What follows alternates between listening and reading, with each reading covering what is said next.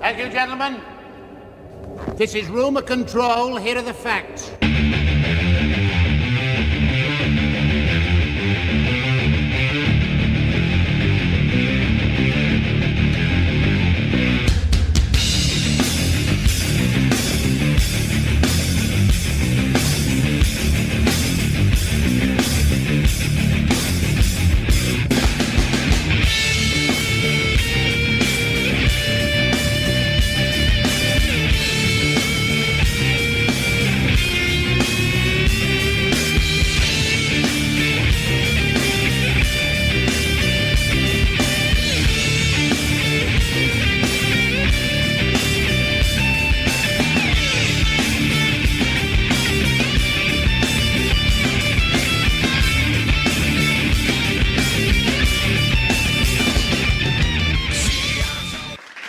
There we go. Much better. Man, I'm running into all kinds of trouble today. You guys ready for all this? I got Joe Marron. Where's Joe? There's Joe. I'll add Joe. Hang on. I need to turn off cancellation. There we go. And here we are. Much better. I think that'll work. Oh, yeah. The latency is gone. Imagine that. All we had to do was duck out and come back in again. Man, StreamYard has been like acting up weird lately. I don't know why.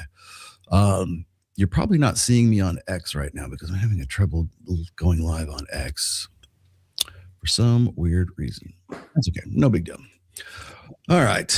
Yeah, I actually got my Twitter account back, and so now I have a new password on it, so I haven't updated it in StreamYard yet. So hopefully that will remedy that situation here in a little bit. Good. Everybody can see us.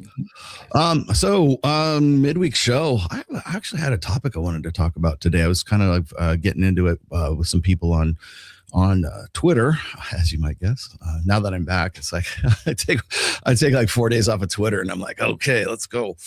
But we'll get to that.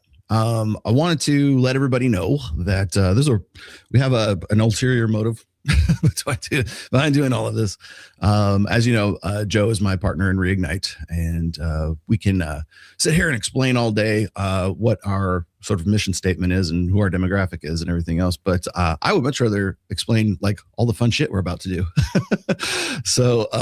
So with that in mind, let's talk about, why don't you tell us about the upcoming Miami trip that you and I both have planned. I've got my hotel booked and I've got my flight booked. So I am ready to go. And the deep sea fishing trip is all full, and that has been booked for a month now. So what are we going to do? Yeah, so we're going to have a great time, like you said. Mm-hmm. The idea is for all of us to come together and just like-minded men, just hang out together, first and foremost. We're gonna do some classes. You're gonna be available to talk to, and the guys can pick your brains about whatever they want. And then it's not just one time; it's the whole weekend. Because we're all gonna be hanging out the whole weekend. I've got some. The Babes in Toyland party is lined up for us. We got a table there, and they're gonna have a swimsuit contest there. So there's gonna be beautiful women all around. And before we go, I'm actually gonna have a phone call with everybody to get us to talk to each other, get to know each other, but then also talk about how to be most successful at the weekend. And that's the idea here. Is we have a couple of events lined up, and when we go out, so for example, if you show up on Thursday night after the fishing trip, we're going to hang out, and we're going to go out and mingle and talk to women, and then we're going to invite them to the events that we're going to. And the idea here is that everybody invites one or two women to come to both the Babes in Toyland party and then to the yacht on Sunday. And so that we're going to have a bunch of beautiful women to hang out with. But not only that, they're not going to be like strangers, because you're going to talk to them and invited them yourself. Right. And then also we're going to have models come and for like the class work, where we're going to actually talk to the women in a controlled environment. So I like run it, and I say, okay, here's a scenario that we're running. And then you'll talk to the women that way, and we'll get feedback from a woman right there in the moment, as opposed to wondering what she's thinking. How am I coming off?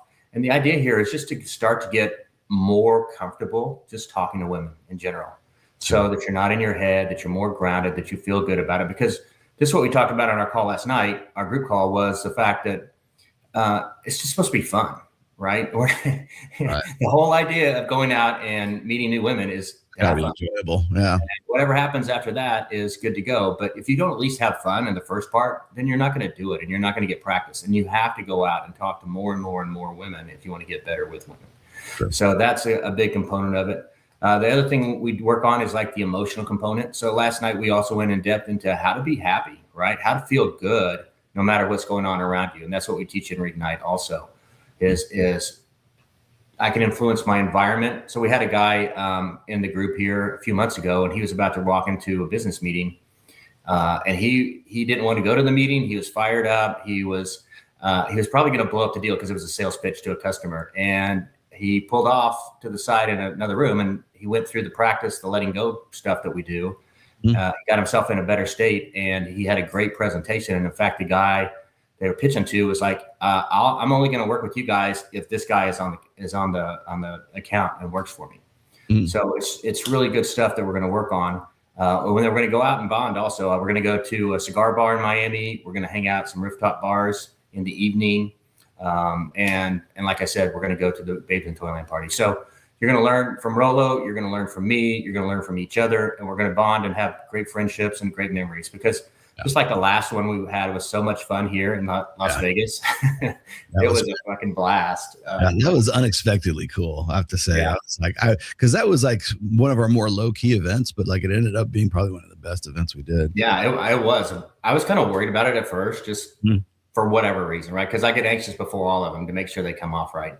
And it just like everybody was so cool. Everybody was such a good dude there. It just was like a perfect environment. Yeah. Yeah, I agree. Yeah, I just was going to say is that I think when people like everybody today has like a men's group, and there's a lot of I guess online chatter or whatever, a lot of talk anyways about how masculinity is in crisis, and we need to help our boys and we need to help our men and and it's the funny thing is like I'll listen to some of these guys who are like supposed to be thought leaders in the space, like Scott Galloway or Richard Reeves or whatever, and I mean I can have my own personal beefs with those guys, but the one thing I think people really don't understand is like it's one thing to like raise awareness, it's another thing to actually go out and do something about it. And so like for instance, like when you and I do Reignite, or we've got Mike with Men of Action, they're actually doing something. It's like gathering together and they're going and doing stuff, right? And they're learning, and it's funny because I think there's kind of there's a stigma, I think, for guys. I think it has something to do with like sort of the burden of performance, but like guys should just simply know stuff, like they have through some osmosis or something, cosmic rays or some shit like that they should have these like innate social skills to talk to women, to interact with them, but also talk with other guys, Yeah. And I think a lot of the when we're talking about we're talking about this sort of crisis of masculinity right now and how men need to do better and everything. It's always for one point, which is like, men need to do better because they need to be better for women. And I think that is entirely the wrong approach, but it's a byproduct of becoming better and doing something for yourself. Right. I mean, I've heard, I think actually I heard it from Andrew Wilson at one point, was saying something like, having a bunch of chicks, having a lot of chicks, or having a lot of girls or whatever, being desired by women essentially is not necessarily, is not a sign of a high quality guy, right? Because a high quality guy is supposed to stick with one chick, right? And I'm like, no, it's actually the byproduct of that, to have at the very least. I mean, even if you're like, dyed in the wool monogamous, you just want to be with one chick, right? Like Jason Statham. If you just want to be with one girl, I mean, like that's your own, that's a lifestyle choice is what that is right there. But I will say this is that if you can generate, if you're a high value guy generating the interests of the sexual interests, the, attention, the intimacy, the affection, whatever, of many beautiful women is a very strong indicator of higher value. So I think it's kind of foolish not, to say that it's not. So But I think what gets lost in the mix in all of this is that I think people think that the purpose, the ultimate purpose, is to just sort of rack up your notch count, right? And I think that that is something that gets misconstrued and misconception about, well, this space in general, just the manosphere in general, but especially the male self-improvement space, which I'm kind of warming up to the idea of like calling it that now, because I have to sort of hedge my bets, but I have to really weigh that against a lot of the rhetoric that I hear online about like, oh, we need more men in teaching, right? Or we need more men in caring professions, or we need more guys doing, these things. And the problem is like, there's never any action being taken. And then when you do take action, everybody says, oh, you're just a grifter. You just want all these guys in your program. Right. And so I'm listening to a guy like Rob Henderson, who has been just sort of completely maligning the manosphere for the longest time, thinking that, oh, all those guys care about is the money. They're just grifters. All they want you to do is sell you a problem and then sell them solutions by joining their men's group or their academy or their university, which I think is the height of irony coming from him, because he teaches at Jordan Peterson Academy. So well, how is what you're doing any different, right? But at least he's taking action. At least he's doing something. At least he's talking to guys, right? And hopefully something sinks in. But I think that's sort of the operative in all of this is, I think, having a goal, especially on an individualized, basis. I think that's one thing that sets Reignite apart from everybody else, is that we help guys on a per need basis. I think, so if some guy has like for instance, like we had Brian Bejan Bejan. I always mispronounce his name. If a guy is like having some sort of emotional distress, and I'm not saying that that's not a thing, but I'm like, if that's where you're at, man, we got people to help you out with that, and we can start right there, right? If you need, help with your fitness, if you need a nutrition plan, if you need a workout plan, if you need to understand, peptides and let's say hormone optimization, we have guys for that. When it comes to entrepreneurship, when it comes to money, and I hate to use the term entrepreneurship because a lot of guys aren't necessarily entrepreneurs; they just have jobs, right? And how to make the most of that, and how to, integrate that into a lifestyle. And we have guys that are like that too. I mean, heck, I think we probably facilitated at least a couple guys like wanting to do business together. I don't know if anything ever happened of that, but I know that we have guys that make connections, network that way. And so it's an all around good tribe, a good connection of guys, a good gathering of guys. And you and I built this whole program on the basis of going out and having a good time, like event-based stuff. But there's a reason behind that, which is that men tend to communicate better when they have a shared project, or they have a shared interest, or they have something that they really enjoy doing, right? And so you got guys who don't even know each other, but they both share the same interest in, like, I don't know what, going out and riding on quads, right? That was fun. Or going on a deep sea fishing trip. And I am going to go out on a limb here. I'm going to say that one of our guys, Harold, I'm going to say he probably has never been on a deep sea fishing trip in his life, but now he's going on the second one because he enjoyed it so much. He thought it was so great, right? And so now he has a new interest that I certainly share, right? So maybe you do something that you've never done before. Maybe just do something brand new, right? And he's like, okay, I've never gone to a gun range before, so I'm going to go to a gun range. Like we had a meetup and an event at one of the gun ranges here in Las Vegas. And I'd say what's funny is, I don't think I've told you this story before. That experience showed me how to take Jake Monroe, who came here from Dublin, Ireland, who has never shot a gun in his life because like firearms are completely outlawed in Ireland, had never done it before. And I just remembered our training when we were at because we did safety training and everything. So I remember like, okay, what did he say? Trying to figure out what I remember from that. And he did good, man. I took video of him, and I had people in my Instagram just saying, I can't believe this guy's never shot a gun before. He's actually, he got the stance. He's got everything down. I go, well, I just passed along the knowledge, right? And that's I think that's kind of like the beauty of the group, man, is like people can benefit from other people's experiences. And that's really where it needs to happen. And I'm like, as you know, I kind of chafe when I'm in a classroom, sort of scenario. I'm not a whiteboard guy, I like to sit around a table and just and talk about stuff. And if I have stuff that I focus on. If people want to talk about like optimizing their Instagram pictures or something, I can help you with that. The technical side of things, but I'm not a dissertation guy. I'm a like, I want to get down and dirty and talk to the guys one-on-one and find out what it is that they need.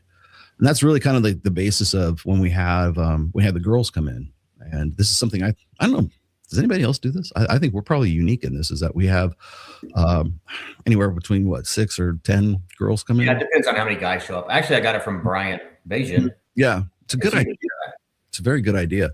Yeah. So we have girls that come in and we pair them up with guys, and then we pass them around too, so they don't have the same one the whole time.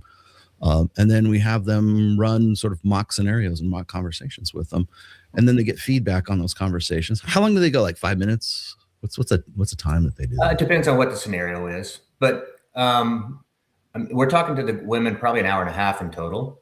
Mm-hmm. And like you said, you rotate from a different woman to a different woman, and we run different scenarios. Yeah. So it's anywhere from like 1 minute to 4 minutes of just straight talking, and then we'll come up with a new scenario. Yeah. So like, well, and then we tell the girls to like be open and be one conversation is open, the other one is kind of like standoffish, just so that they have sort of variety there. And the girls know what we've worked with these girls, so we know what they're doing, or they know what we're doing. So it's not like awkward or anything like that. It's just, just so you can get feedback, and it's sort of to get guys warmed up for the real thing. And I like to think we've had at least a few success stories. I mean, we've been doing this for like 2 years now. So I think we have more than a few success stories. But again, we have this coming up in Miami, and I like going to this is my annual trip to Miami, which is kind of weird for me because like from 2021 to 2022, I was in Miami practically every month of the year on those years.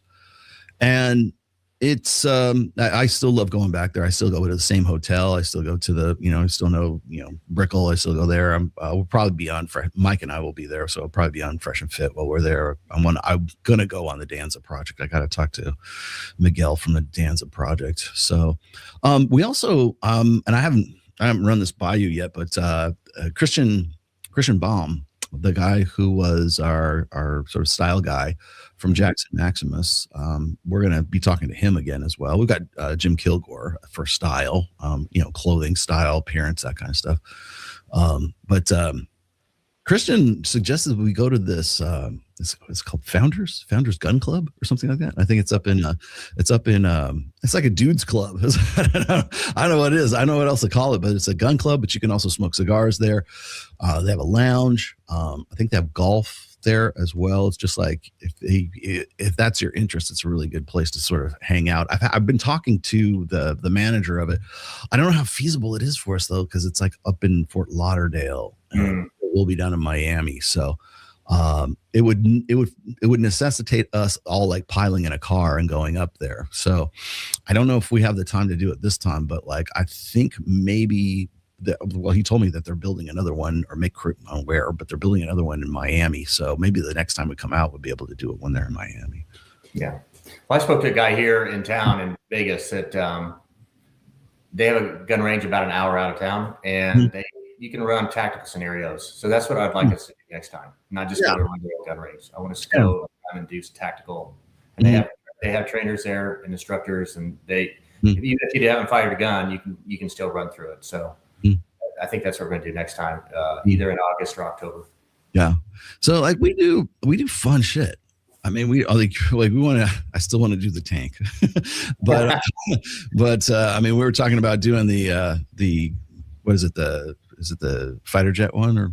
They're not jets, but they're fully aerobatic airplanes. Yeah. Airplanes. Airplanes. Yeah. And dogfight each other. Dogfight. Yeah. Okay. That's what it was. But I think what's funny is like when you and I come up with these ideas, right? Right. And like we're like, okay, let's go, because we know the guy. I forget the dude's name who runs who's the manager, who owns the quad company where you can go out to Nellis Sand. Las Vegas ATVs, yeah. Yes, Las Vegas ATVs. And so I am like posting like pictures and videos, and we have like a promo video from that when we had the girls out there, because we don't just stop at the ATVs. We had to book a photo shoot for the girls out there too. So we're out there on the ATVs, and we've had about a dozen models that were out there. Yeah, we did. And the girls were out there, and it was on Halloween, or it was I think it was on Halloween night, and we were out there, and this was in the daytime, of course, but we were out there in the sand dunes and everything. I don't think the guys were expecting the girls to be there. That was awesome. I didn't tell them about it. No. Yeah. So, but that was a lot of fun, and like I know probably at least half of those girls, and so it was a really good time. So it's not just we don't just stop at let's go and have some fun on some quads. Let's see if we can get some girls out there. Just pepper them in. I don't know. It wasn't anything like like super planned, but it was fun. And I think what's interesting is like when I post those videos, when I post those pictures, I think when people like see those, like people who aren't initiated, people who don't like know what we're doing, they think that it's like us trying to like be guys, right? You guys are just trying to be guys. You guys are trying to be macho. You guys are trying, like it seems like contrived, I think, to people who don't know what the whole thing is about, right?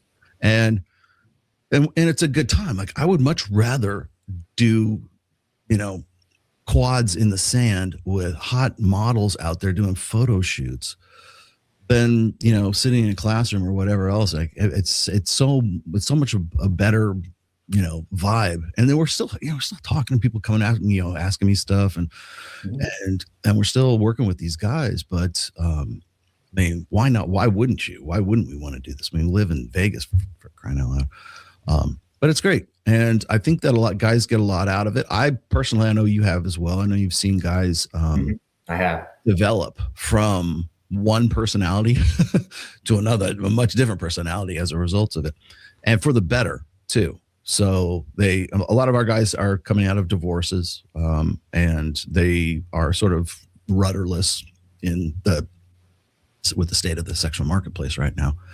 And we just give them, like, I think one of the best things we do, like it's, at least in the beginning, is we got to kind of give them a footing, like say, okay, it's not as bad as you think it is. I remember when Harold was like, am I good looking enough to get with a girl? And I'm like, well, that's, yeah, I mean, you're in shape, so you're in the upper percentiles there, but we need to do something about your clothes. We need to do something about your style. We need to do something about your body language. We need to do something about your vocal intonations, like stuff like that they wouldn't necessarily think of, but they needed somebody to tell them that. And I think that's the best part of the group is the tribe, and it's stuff that I didn't even notice. Like you guys noticed this before I did, and that's because of you guys, your particular sensitivities or whatever it is. Like you would see that I might not have seen that, right? Yeah. And so I think that's another strength of the group. So. Mm-hmm. Well, the other thing is so a lot of guys, just like you said, are coming out of divorce and they don't even know what's possible. And so this is another way to see, hey, there's a whole great big world out there that you haven't been participating in for a while. Mm-hmm. And it's out here and it's going on, and let's jump into it and participate in it. Yeah. So that's what we're helping you do too. Mm-hmm. And then making it enjoyable, like you were saying before. It's like you got to have fun. It's got to be something you want to do. Again, that's why I'm talking about all this stuff. It's like having a good time. It's like I want to facilitate events where people are having a good time, but they're also getting some information out of it as well. So it's not just it's not only information, and it's not only just entertainment. It's like the confluence of the two of them together, and that's going to stick with you a little bit more. Well, one of the things we do is we talk about how to build your social network back at home. Mm-hmm. Right. So you're going to come to this event and you're going to learn techniques for building your social network. And then the idea is that you go back home and apply them, and so that you can kind of start doing the same stuff wherever you live. Mm-hmm. So if you live in Dallas, if you live in San Diego, you can take it back and go back home and start doing this stuff. Mm-hmm. Yeah. It's not just one weekend. And plus the friendships you make. I mean, there's some great, like I said, there's great guys that are on these trips with us, and they're they're accomplished, they're successful, they're calibrated, they're good dudes, and they're good people. So it's just, it's just the camaraderie and the brotherhood too. So that's the whole reason we brought this together, was for men to get together, to start living their lives again if they're not doing it, to get out. Since I went through a bad divorce, it was really, for me, it's like, hey, I just need to start living my life again. And this is an opportunity for guys like that to go out and start to see what's really out there and what's going on, and stop isolating, stop being alone. Let's go and let's have fun together. Yeah. And then we also I didn't even think about this until we had Jason Hartman give a talk at the one in October, and Jason kind of opened my eyes up to something there. When he was giving that talk. Now Jason has a lot of money, let's just be honest, but he one of the things he was saying is you got to enjoy yourself. You got to be able to use this to do. What did you make all this money for? And then he was saying, if you died prematurely, you basically worked your ass off for free. Because maybe your kids will get something of it, probate or whatever the hell, but it's you're basically, but you personally basically did all this work for nothing. It's when are you going to start making memories and having experiences and stuff like that? And I thought that was great, because all the guys that were in the group said, I've already had great experiences with guys in this group. We went and had a great time on the fishing trip, right? We had, all this stuff that we had done up to that point. And I didn't realize, yeah, we kind of did. We kind of made some memories. We kind of had some experiences, and they're all shared amongst the guys that are there. And that, I think, is probably I don't have to do a sales pitch. All I got to do is have these guys go, hey, remember when we went to the gun range, and this happened, or we went and, Rollo caught that sailfish or whatever. That's, you can't pay for that kind of advertising. You can't pay for those kind of experiences between guys, because I'll tell you, there's nothing more powerful than people relating, just doing their own. You can say it's a testimonial, I guess, but it's a different thing when people are you can tell people are saying, well, I joined the group and here's what it did for me. If they're doing some sort of official speech about it. But it's another thing if you're hanging out with those guys and they go, man, remember when we did this? That's more, because they're sort of recounting an experience they had with the guys that are already in the group, right? And so people would hear that and they go, damn, I want to do that. So yeah, and most of the guys that are going right now are the guys that have been before. Yeah. So they're coming back to go do it some more, right? Yeah. I got a super chat here. I'm gonna read it in just a second. I'll come back to it in just a second. But I wanted to I just have just about the cost of it. We run most of this at cost. Yeah. So it's getting the table is $2,500. Getting the boat is another 20. Your boat, and then the other boat's another $2,500. So and then the space. So we're running this at cost. So the price is not we're just making a killing on it. Okay. Yeah, exactly. Especially at this stage. Yeah. I know people, we're not doing this just for free, but we are, we're trying to be as cost efficient as possible when there's this stuff. Like you're saying, we do most of the stuff at cost. I got to go to Miami anyways. Mike has to go to Miami anyways, because we're going to Babes in Toyland, right? We're going to go on Fresh and Fit.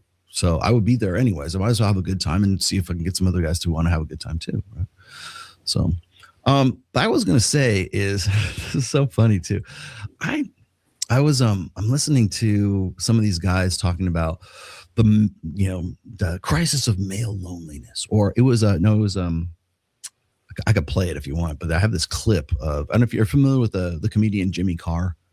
He's a British guy, and he's kind of like Matt Rife, but he is British. And yes, I know. I'm familiar with and annoying.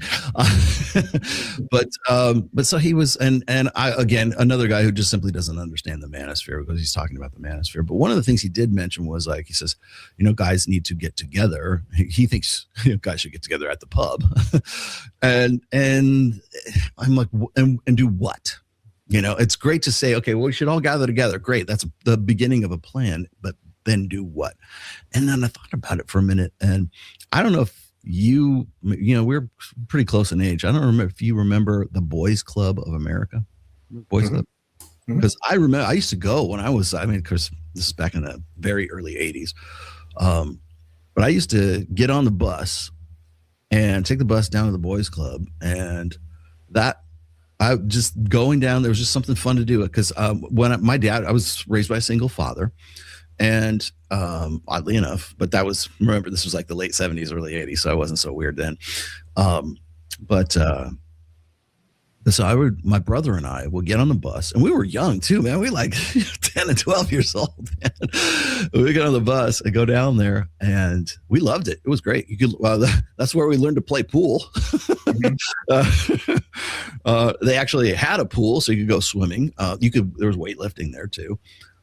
They had all these kind of games and stuff that, I don't know if people remember the games where they're kind of like pool, but you're like shooting like checkers across the table kind of thing. Mm-hmm. And then they had other shit that was like, organized sports and stuff like that if you wanted to play. I coached some basketball teams at the boys club. Mm-hmm.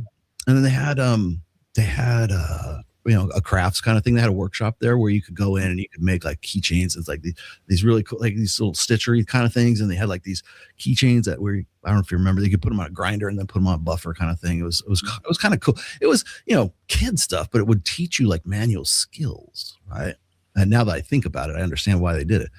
And I learned how to build like plastic scale models. And that was what gave me the love. To this day, I still build models, right? Because of that experience at the boys club. And I'm like, what the fuck happened to the boys club? Is it still around? Is that still available? Because you had to get a membership to it. And they even have boys club camps. I went to a boys club camps when I got a little bit older. I think it was like 12 or 13, maybe. But there were summer camps, and this is all during summertime too, because my dad's away at work, and so we would go down for most of the day and then get back before my dad got home at 6, right?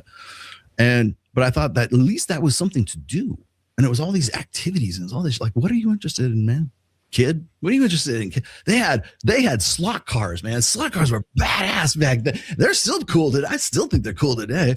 But they had like this massive slot car track that you could race on and stuff like that. And I thought it was fucking amazing. And I'm like, do we have anything? Is there anything like that? I think it's the Boys and Girls Club now. That's where I did my coaching. Yeah. And they do have summer camps. Mm-hmm. Yeah, it's a boys and girls club. I guess it's like maybe they put them all together, but they used to separate them. There was a boys and a girls club. They were separated at once. Mm-hmm. But I don't know, maybe things are a little different these days, but I thought that was the coolest thing in the world. I'm like, how come, yes, we need young men and men of any age to gather together, but there's got to be something there's got to be slot cars. There's got to be, crafts. There's got to be like weightlifting. There's got to be something to do, man, because that's what's fun. And that's what creates memories. And then like I've said before, men and women communicate differently, and men tend to communicate over a shared project or problems. Like men are innate problem solvers, right? Or we're frontiersmen, like we want to explore. That's just, but we have to cooperate to do something like that. I think it kind of goes back to like, I'm going to go all evolutionary psychology on you. I think it goes back to our hunter-gatherer days where like the men were the hunters and they had to be able to coordinate and to be able to be an efficient team while they're out there trying to get a caribou or a woolly mammoth or whatever the fuck they were eating, right? Mm-hmm. And there had to be some kind of like, they had to have a shared goal. Otherwise the tribe doesn't eat, right? And I think that kind of translates into where we're at right now. We have to have something to do. There has to be a shared goal, because that's when you start traditions, and that's when you start rites of passage. That's when you have, that's when, and it depends on the culture, right? I never use the term, I try not to anyways, to use the term traditional masculinity. I'd rather call it conventional masculinity, because I think tradition then implies like a difference of culture, right? Like it's this tradition versus this tradition versus this tradition. I think there are certain conventional aspects of masculinity that translate regardless of what your tradition or your nationality or whatever else, right? And I think one of those things is this, like Dr. Steven Pinker has said in the past, is like men are more interested in things and women are more interested in people. And that, again, is a result of our hunter-gatherer upbringing, right? Women had to be, develop interpersonal relationships because they're the vulnerable sex and there's strength in numbers. So it would be a better idea if we could all just learn how to get along. Men, on the other hand, focus on task, focus on what our interests are, what are problems that we need to solve, a project to build. I think it was like last Sunday or the Sunday before that, I was talking about how men would come together to build one of them big ass, the Gothic cathedrals in Europe, right? Mm-hmm. It was like, Notre Dame or whatever. They knew that they would die before that church or that cathedral would ever be, anybody would go in there, and maybe their son would die as well before their grandchildren might actually be able to see it, right? But that was still a project and a goal and something that they wanted to do. And there was like that singular task for them to come together. We're going to build this thing up. And even though we're going to die before we see it done, we're still going to go and do that, right? I think that is definitely an aspect of conventional masculinity right there. And again, how do you make that applicable in the 21st century for a group like Reignite or any other group for that matter, right? And so that's I think Jimmy Carr is like way off on a lot of stuff. He is correct that I think guys need to get together and commingle. I don't know, whatever, talk. What? But there has to be a point. There has to be a purpose. So like if you're going to the pub, obviously it's there to go get hammered. but I would much rather see them go to the boys' club, and learn slot cars or whatever the hell, right? I think that would be it'd still be a project and be something that would be fun for people to do. So I'm trying to think of how can we do like a boys club or a men's club for 45 to 65-year-old guys who are getting out of a divorce, and like what can we do that's just fucking cool, right? Mm-hmm. And then again, like anytime anybody has a gathering, like we did that interview, or Mike did the interview for CBS when they were doing their version of the Manosphere documentary. And as bad as they try to, they could really try to put him in a bad light. I don't think they can. Like you just simply can't, because it's like it's not like he's not delivering. It's not like he's not, or us for that matter. It's like people understand what we're about. We're actually a pretty small, tight group right now too. So, but I'm glad you brought that up. I'm glad you said, like we're doing most of this at cost at this point. It's a labor of love. We really dig it. So yeah. Anyways. It's fun. Yeah. Let's see. Got this one. Here in Brazil, the media conflate red pill guys with violent perpetrators against women. Of course they do. In your opinion, how would be the best approach to argue in favor of the red pill? I think it kind of depends on how you're going to deliver that. I think a lot of people have this misperception of what the red pill actually is. And so I think you would have to be able to make distinctions between what they think the red pill is and what it's not. Because I'll guarantee you, if you say red pill, people are going to say, oh, so Andrew Tate, right? That'll be the first thing out of their mouths. And it's like, no, the red pill has been around long before Andrew Tate was on the scene. And I think the best way to do it, like I have all these guys, like, I'm listening to Rob Henderson. I'm listening to like Dr. Richard Reeves and Scott Galloway and the rest of these guys talking about how they want to create a new alternative to the manosphere. They want to call it the gentle manosphere. I'm like, great. What are you going to do? Tell me, what's your plan, man? Or people want to say, well, we need better role models. We need better, we need people to be like alternatives to Andrew Tate. I'm like, okay, who? and what would he say that would be different from Andrew Tate or anybody else that they can name they can't, but anybody else that they can name in the man? It's like, what would the message be? What is it that you want? Like, if you're going to gather guys together at the men's club or the pub or wherever the hell it is, you're going to gather them together. Well, okay, now we need a purpose. We need something to focus on. We need a project. But what's the end result? What do you want them to do? Do you just want them to go back to you just want to make sure that they're more controllable? Because I think one of the things that guys and particularly governments now are really focused on is it's really fear. It's fear that guys are waking up. I think that's one of the reasons why we have this kind of moral panic over the Manosphere documentary right now. Everybody wants to jump in. You can brand build off of being anti-Manosphere now, and people don't know what the hell they're talking about. But I'm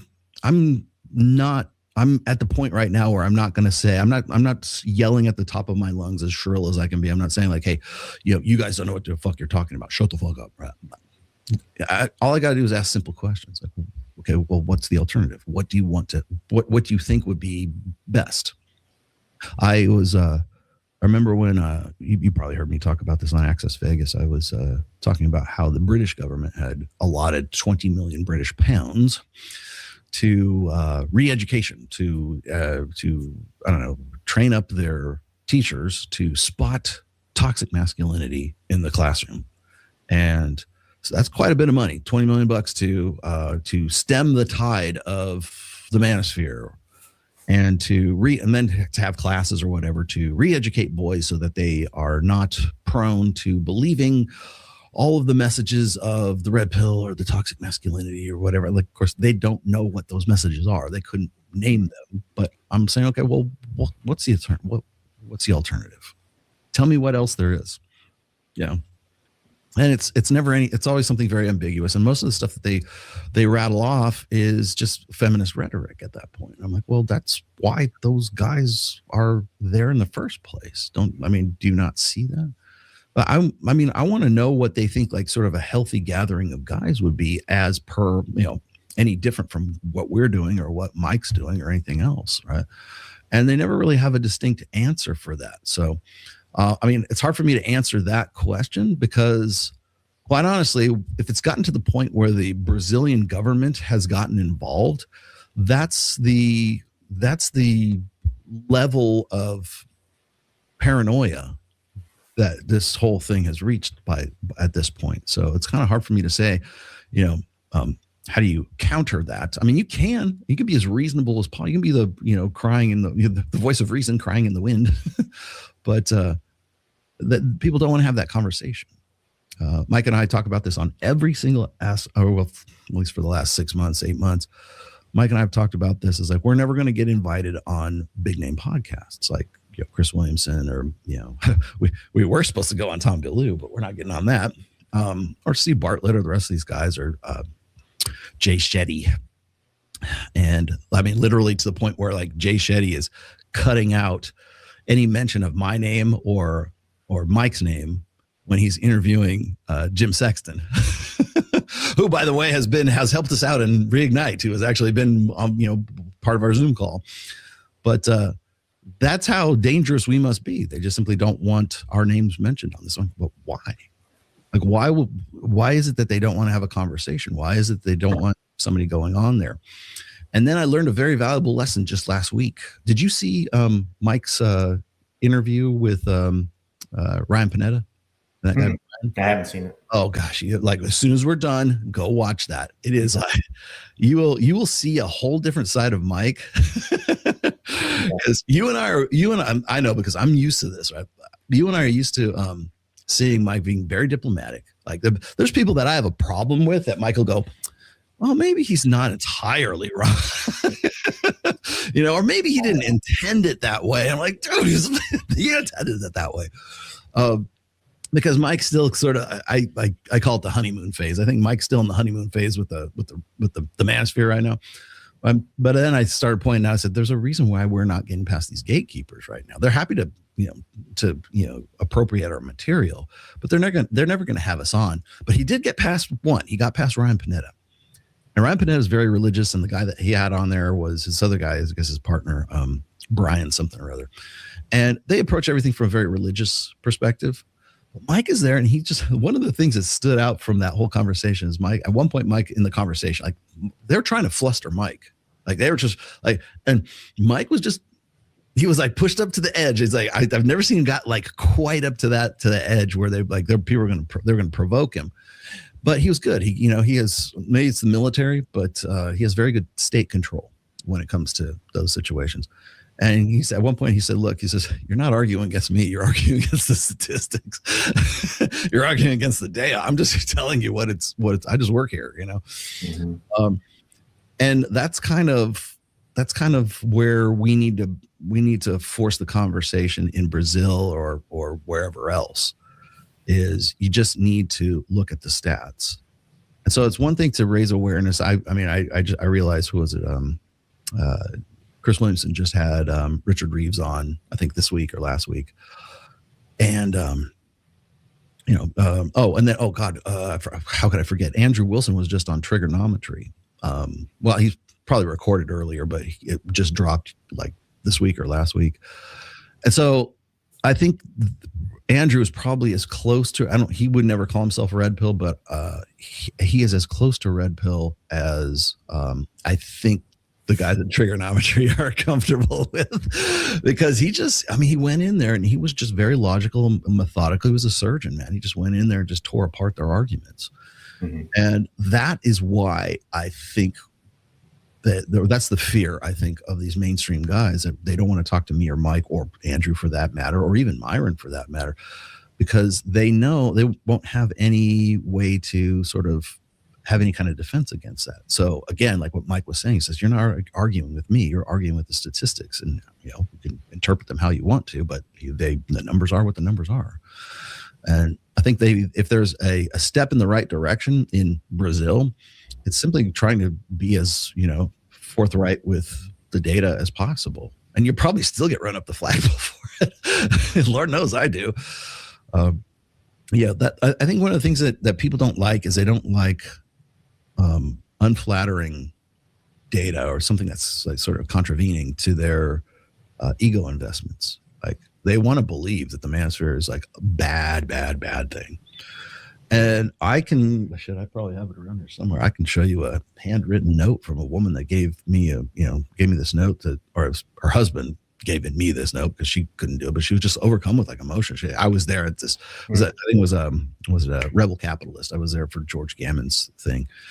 And it was, I'll just paraphrase real quick. She says, thank you for saving my son's lives. I have my sons in my life now because of your work, because they were headed in a really bad place with women that they should not have been with. And it was your work that was instrumental in sort of, pointing them in a better direction. And I thought that was great, but you know what? I don't get to go.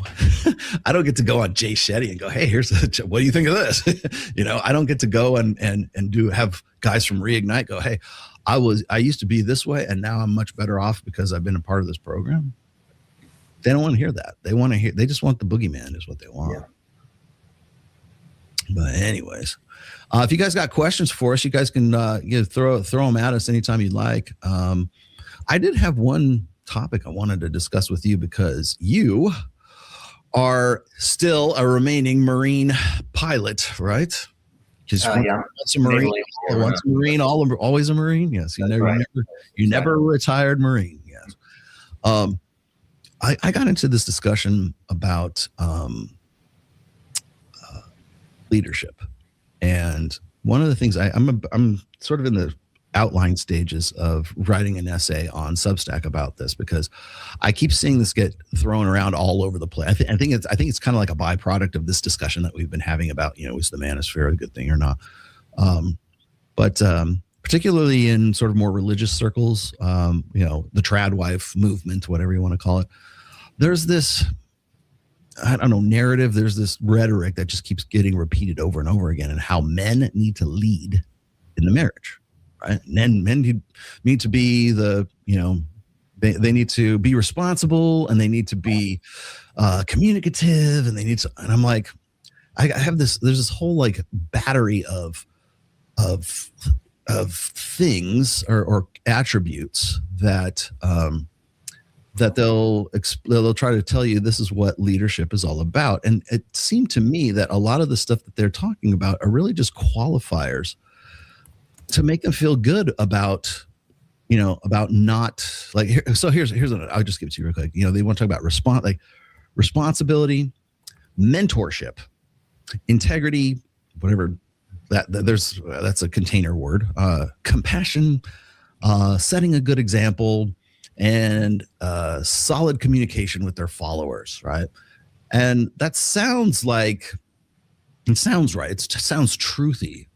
But then my counter to this was, of course, that leadership implies a subordination. There has to be, if you're a leader, people have to follow you. There has to be, if you're the sergeant, then the squad below you is the people who look up to you. They do what they're told. You're the one, you're a commanding officer, you give the orders, and they do what they're supposed to do. Mm-hmm. That comes out of respect, don't get me wrong, but it's based on a hierarchy, right? So I was saying, it implies there's an authority factor that goes along with that. There's a hierarchy for damn sure, right? There's an exercisable power, meaning like if you are in a position of command, if you're in a position of leadership, then you have the ability to exercise that leadership, and people have to do what they are told as a result of that. And then there's also has to be compliance from those followers as well. And I think what gets lost in the discussion here is I think that when women talk about how men need to be like leaders in the marriage or in the family or whatever, like they want to have all this, you got to be reliable, dependable. You got to be loyal. You got to be responsible. You got to be integrity, all this other stuff. And I'm not saying that those qualifiers aren't good things, but it's a distraction from the actual hierarchy that has to be there. And I don't think that like women are very, especially in the trad wife side of things, very untrustworthy. Like men are just simply they're distrusting, right? There's men are inherently untrustworthy. And so for them to say, oh, well, we need men to lead, but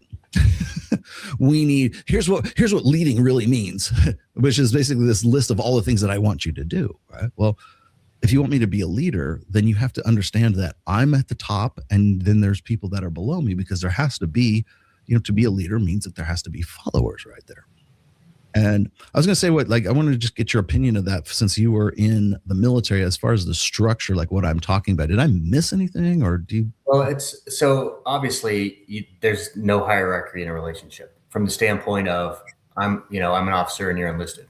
There's none of that direct hard line boundaries and hierarchy. So that in a relationship, as a man, you have to show up and take charge. So in the Marine Corps, we have leadership principles, right?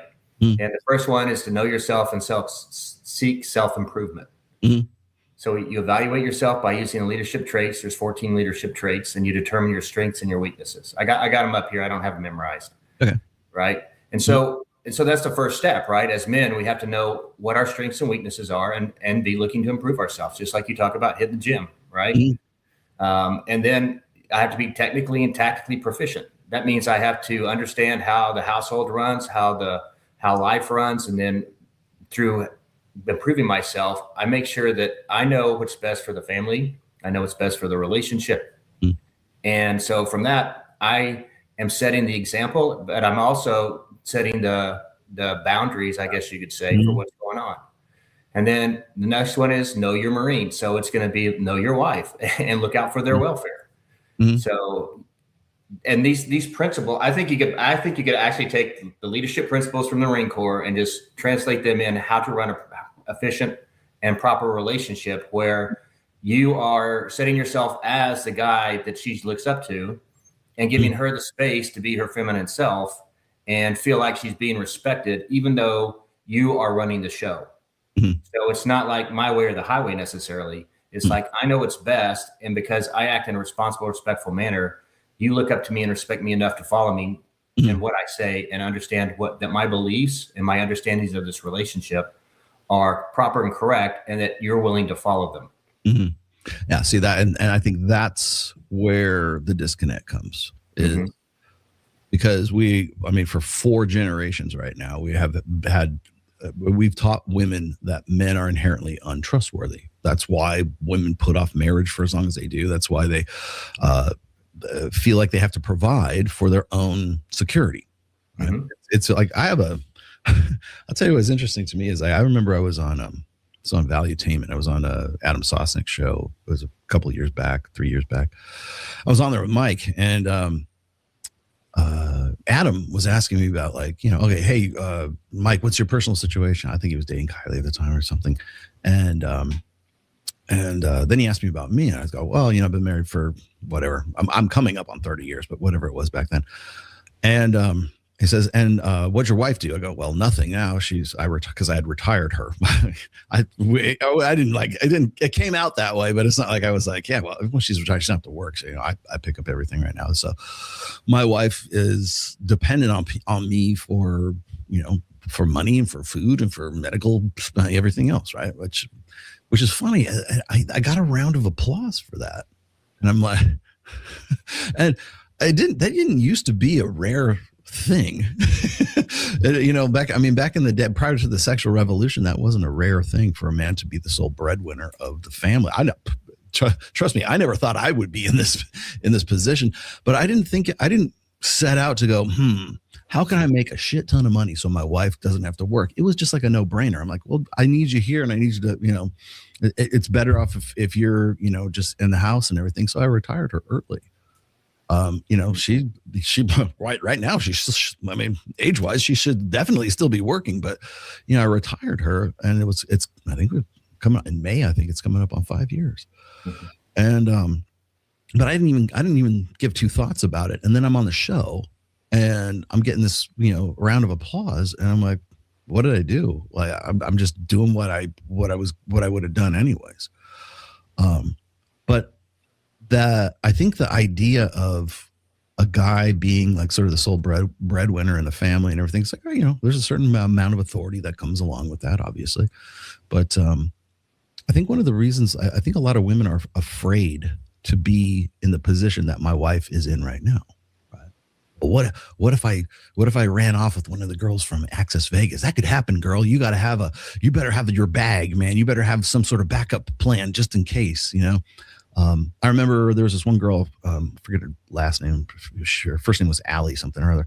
And this was about 2022. And she had done this TikTok video about how she was a stay-at-home mom. She wanted to be a wife and a mother, and her husband was her boss and everything.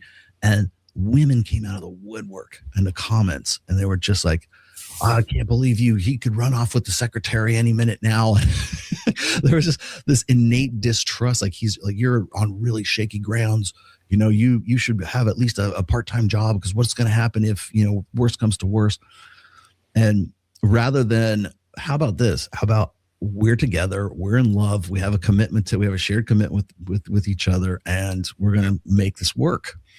And how about this? I trust my husband's leadership implicitly. I mean, how many women are going to actually is that a goal? Because I was listening, I can listen to like Call Her Daddy podcast or the rest of these ones. And every one of these chicks, there's this atmosphere. There's just, it's just saturated with this distrust, and it colors the conversation without them even knowing that they have this, that's the premise under which they're sort of arguing different points, especially when it comes to marriage or if it comes to leadership in the family. And then I see all this stuff kind of translate or transfer across to sort of the TradCon, like the TPUSA niche of the internet right now. And there's still this sort of distrust of guys, but then you got Charlie Kirk, who was saying, you shouldn't be, as a man, you shouldn't have a PlayStation until your wife's needs are 100% met and your kids' needs are 100% met. And it's like your entire goal as a dude is just to get to the point where I'm already out with my wife, right? And I thought about that. I'm like, that's kind of, I know it seems kind of strange to me for that, to have that kind of outlook. But I think still the dynamics of leadership still imply that there has to be a hierarchy of some sorts. A leader implies followers. A leader, if you have a supervisor at work, that means there are people who are below that supervisor, at least in rank, that have to do what that guy says, right? Mm-hmm. And not, I think maybe the context is what gets lost here. Is I think if I say that, for example, it's like, well, it's a marriage. It's not a business transaction. It's not the military. It's not, professional sport team or something like you have to do what the captain says, right? Well, you don't have to. You don't have to participate in that. But if you're going to say that men need to lead in the family, then I will agree with you. I will say, yes, definitely. The guy has to certainly, understand what the protocols are and what the logistics are, and has to understand how everything operates. There has to be some sort of, what would you say, functional, tactical knowledge of the situation. Yeah, absolutely. There's obviously there's responsibility. There's responsibility. I'm responsible for the well-being of my wife, right? I'm responsible for the well-being of my mother-in-law, my dogs, and well, really technically my daughter too. But there still has to be some sort of deference to the decision of that person, right? It's still not a delegate. It's still not not democracy per se. It's one thing to listen to what your wife has to say and to take into consideration, everything else. But it's like, if you are expecting your husband to lead in the marriage, then there has to be at least a deference to that, that leadership position. Yeah. And that's us being in our masculine, right? I mean, that's the role of the masculine, is to lead. And the role of the feminine is to follow. Basically. So when you're in your masculinity, you are in fact leading. And it's when, again, like if you're going to be a beta male, you're not leading, right? You're following whatever the woman says. You can't handle or control your emotions, and so you're basically the woman in the relationship. And so, you're taking the submissive role.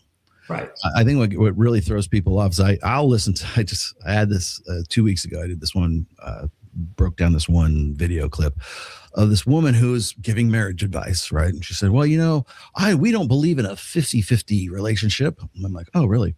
She's like, yeah, because what we do is we check in with each other.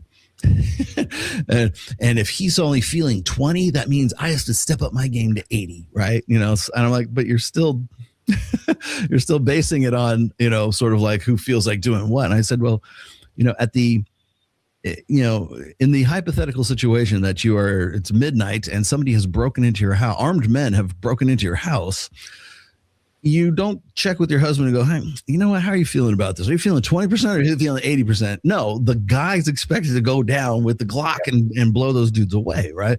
Yeah. There's no 80-20 in that situation. It's only the guy goes 100-0 is what it is.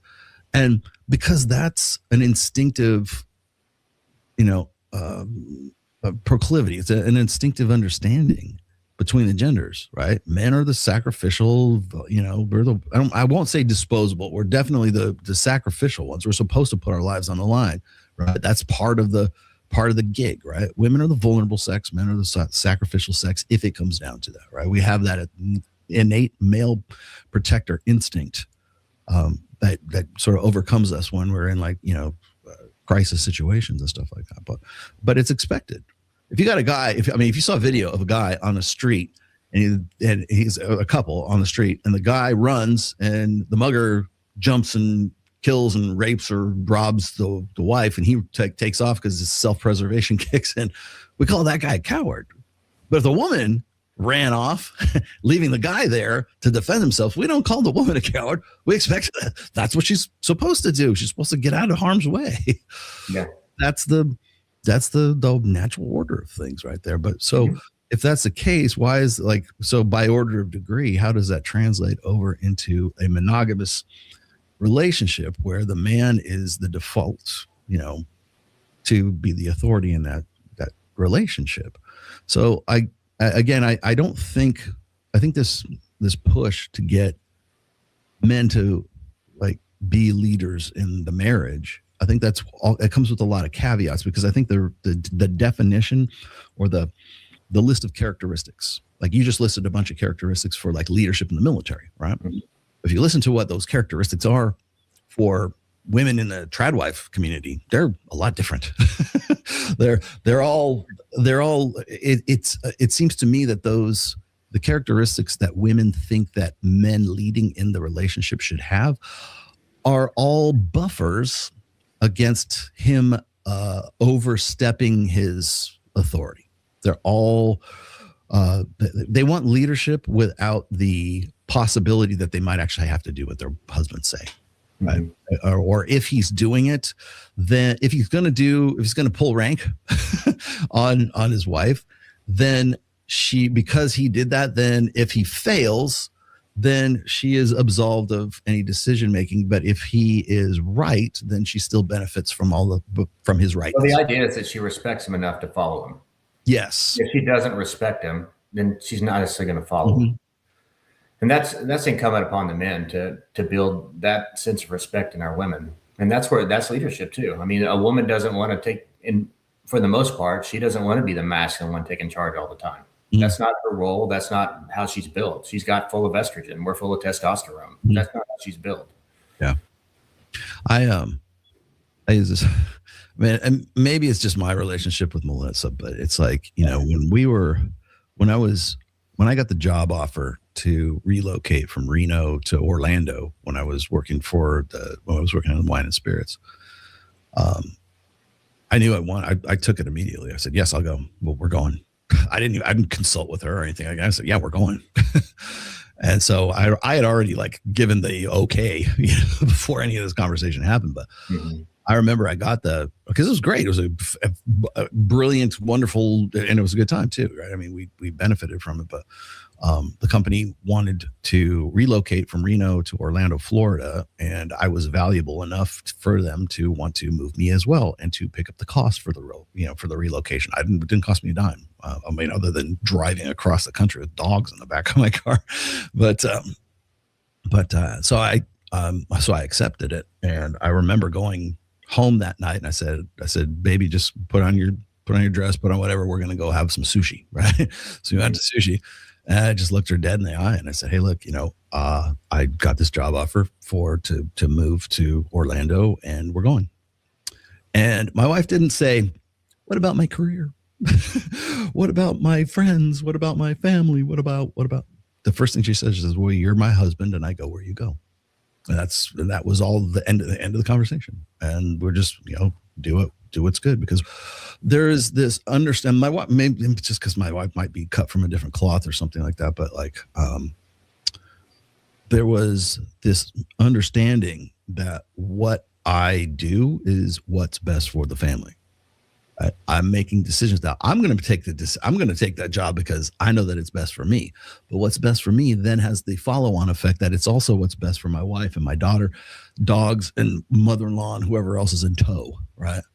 And I mentioned this in the Reignite book, my sixth book that I just published in October, available on Amazon. And that's where I sort of break down mental point of origin, because I am my mental point of origin. And that was a really good example of it right there. The first thing that jumped into my brain when I was offered that job was me.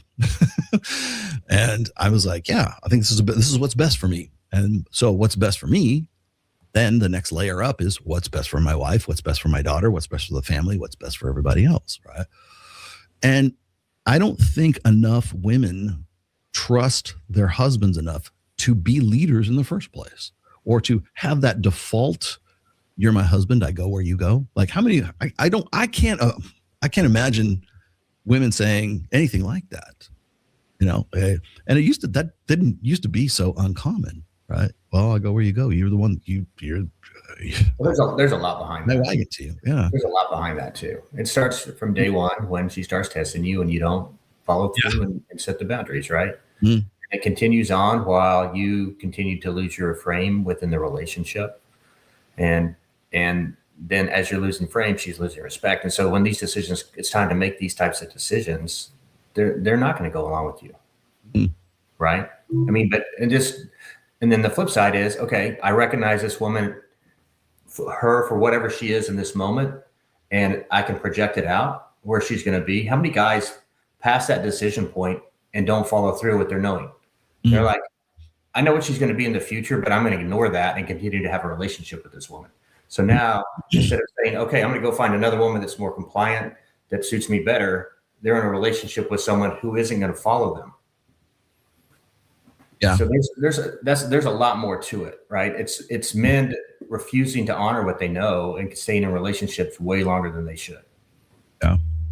Yeah. And I'm of the opinion right now that because there's this sort of inherent distrust, I think a lot of that is bleed over from like the manosphere. It's just confirms that fear, or it confirms that. Well, it's easy to make it a boogeyman, right? Because people make, outlandish statements as they're representing what is quote unquote the manosphere. Yeah. I think that's mistaken, just like the documentary that just came out, right? Right. Well, I think that a lot of the sort of the idea that we have to convince guys we want men to be leaders in the marriage, right?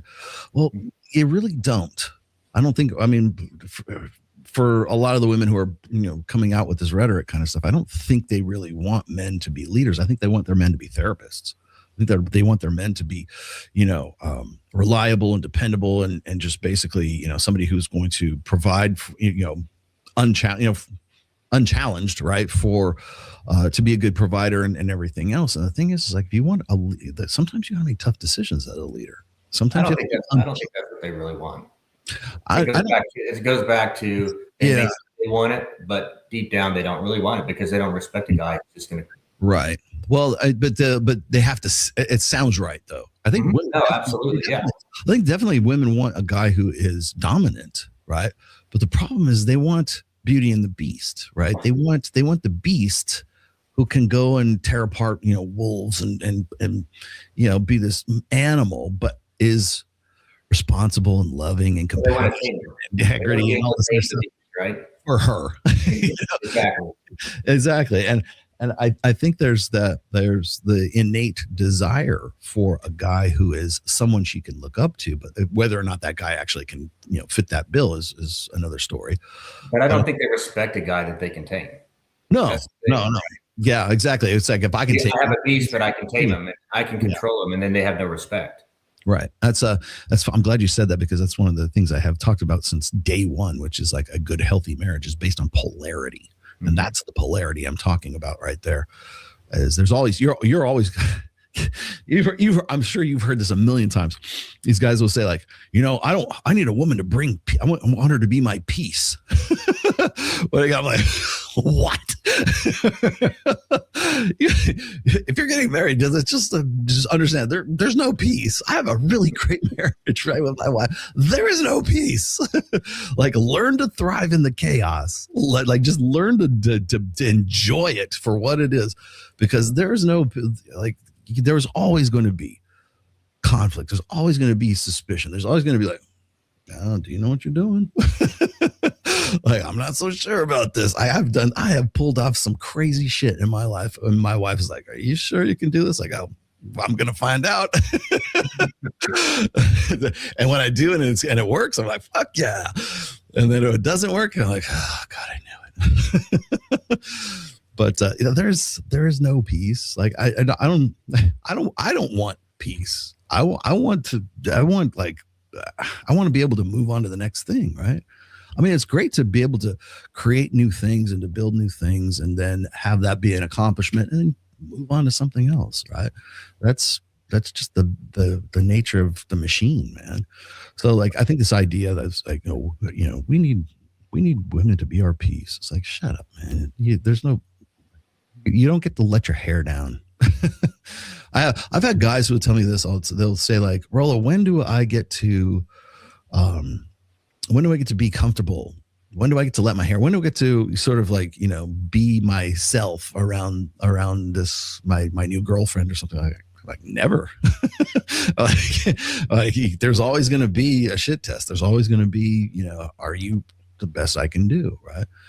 And if you are on point and you're on your mission and you're task focused and you're a leader and you're dominant and stuff like that, that's never an issue. I'm going to ask myself those questions with my wife. I've never, in 30 years of marriage, that's never crossed my mind, because I'm too busy doing shit.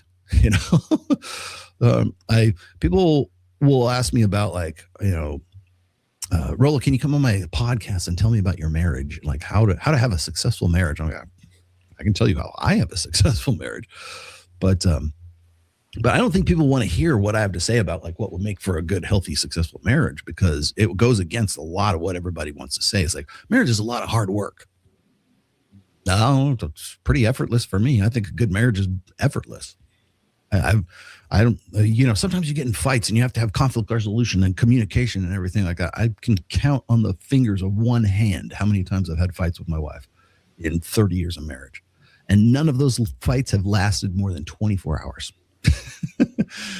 And it's not because I've, got the some sort of secret sauce or secret code. It's just like, we know our roles, that's what we're supposed to do. But that's why it's kind of interesting to me to even consider the topic. I'm going to write an essay about this on Substack, but to consider the topic of like leadership in the marriage. And I'm like, well, either you're the primary in it or you're not. I don't think there's such a thing as a 50-50 like egalitarian marriage. And if you show me one, I will show you the woman that's in charge. Because I think most women don't trust men so much that they have to get degrees and they have to make money and they have to have some sort of insurance or some backup plan because they don't trust the guys that they end up marrying. And that's how you get into these situations. Like you're saying before, like the guy doesn't measure up. He doesn't take, responsibility. He doesn't set boundaries, right? He's a beta male that's in a marriage. And so if that's the case, that guy ends up becoming just another child, another mouth to feed. He just becomes a dependent in the family rather than the father, rather than the patriarch, rather than the leader in the family. So imagine this. You're a woman, you have your own job. He's got his own job too, right? But he's, you're making about parity, you're making about the same amount of money. And the one woman who's there has stepped into the role of the dominant partner in that relationship because she can't trust the other guy to make a good decision, or she simply just, she's married to him. She probably loves him, but she can't trust him to make good decisions. And so therefore what happens is she ends up becoming the primary. Now she would probably say, well, we're 50-50. And he would probably say we're 50-50. But really because of that lack of trust, they're not 50-50. She's the one that's in most, I have an infographic somewhere about this, but like it's, Aaron Clary gave this to me. It's the economics of the American, like sort of family unit right now. Women are the primary consumers in the United States. I don't think that's any big revelation. Women also are in charge of buying cars in the family, vacations, where they're going to go. They're the ones that are the decision makers for that. Where the kids are going to go to school, the home in the neighborhood the house that they're going to live in. They are the ones that are making those decisions or choosing those. They might not be paying for those. It might be the guy that's paying for those, but the woman is the one who makes the decisions for that. Women are the ones making the decisions for all of the personal purchases from within that house, so up to like something like 90%. Women will actually purchase more men's clothing and like men's hygiene stuff than the men actually do. I think I want to say we're at like 51% for single women. I think we're at 51% home ownership right now. So what that says to me is that it's this sort of fail-safe, or it's this need that women don't trust men so much in that leadership role that they have to make money to ensure that when that guy makes a bad decision or some shit hits the fan, that they're ready to hit the ground running. And I think it's kind of, that's, anyways, something I'm thinking about lately. I got one more super chat here. Where'd it go? Brian is legit. I was shocked and confused you had him on. He's kind of that woo-woo magic healing kind. Isn't he too much on the feeling side? Well, that was the whole point, was to have him on there because of that. I think one of the reasons like you and I get along so well is we're kind of like yin and yang in this sense. Like I'm the rational male.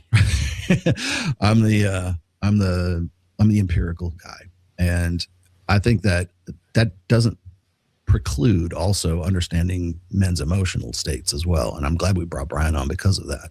Mm-hmm. Now I mean, I'm not going to shove Brazilian power crystals up my ass anytime soon, but like, I think that, well, the thing is we have emotions. Yeah. You can pretend like you don't have an emotion and they'll run you. And then you don't know why you're doing the stupid shit you're doing. Or you can realize that you do have these emotions and then get with and the whole idea is not to the whole idea is to get with them so they no longer are shoved down and then they come up at inappropriate times. Yeah. Did you see,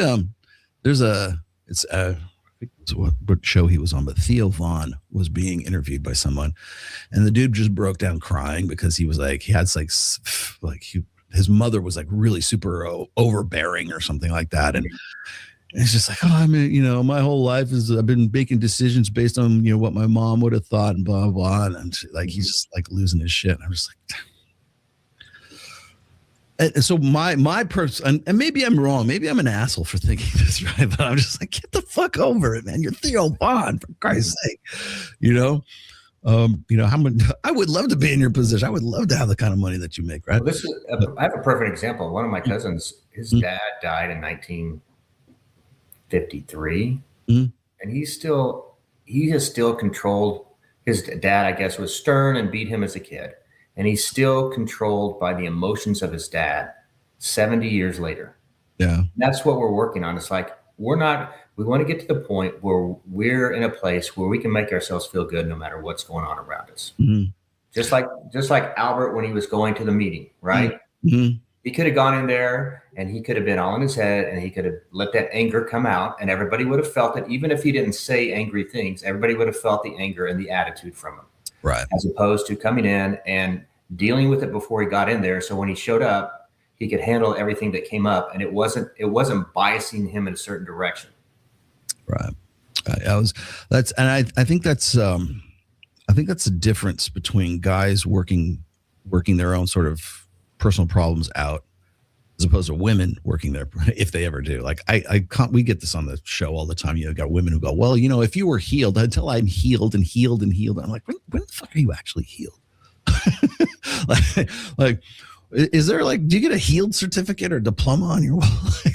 Once you're, because I never hear women talk about oh, I got past this or I did this. It's always therapy this and therapy that. And I mean, it's become to the point where it's like, I can identify therapy speak right now. And it's like this, they want to keep going to the therapist. They want to keep going to the meetings. They want to keep, because that's what makes, they get the feels out of doing that. But I think that if you're just going to deal with feelings just because you like the dealing of the feelings, then I think that's the difference than being like task oriented about it. Whereas like if I was to talk to Theo Vaughn, I'm not going to disqualify the fact that maybe he's got a fucked up childhood, right, because of his mom, but then there's the other side of me that says, for fuck's sake, get over it, right? Like let's move on. You're so much better than, you have so much more potential than this, right? And I want to see them move past it. I'm not saying it's not real, but it's like, dude, you're 40 some odd years old now. Like we should have dealt with that back in our 20s or 30s or whatever, right? But it's still kind of preoccupying, just because he's never worked it out. He's never gone through it, right? But I would be focused on solving the problem. Saying, okay, now I'm done with that. Yeah, now I don't feel that way anymore. Now I've sort of forgiven myself or forgiven her or whatever. Or I have just, said, hey, this is how I'm going to deal with it. And I move past it. And that's the difference between sort of being sort of this task oriented. There's an end state. You get a diploma on the wall for, having, put away that childhood crisis, as opposed to wanting to reheat it over and over and over again because you enjoy doing that. Or it's tactical, it's purposeful for women to be able to do that because it's always a fail safe to get out of accountability or whatever else it is, right? Yeah. Men don't get to enjoy that. That's why I look at Theo Vaughn and like, dude, we should have fucking dealt with this already. Let's move on. What do we got to do, right? Because I want to see potential realized.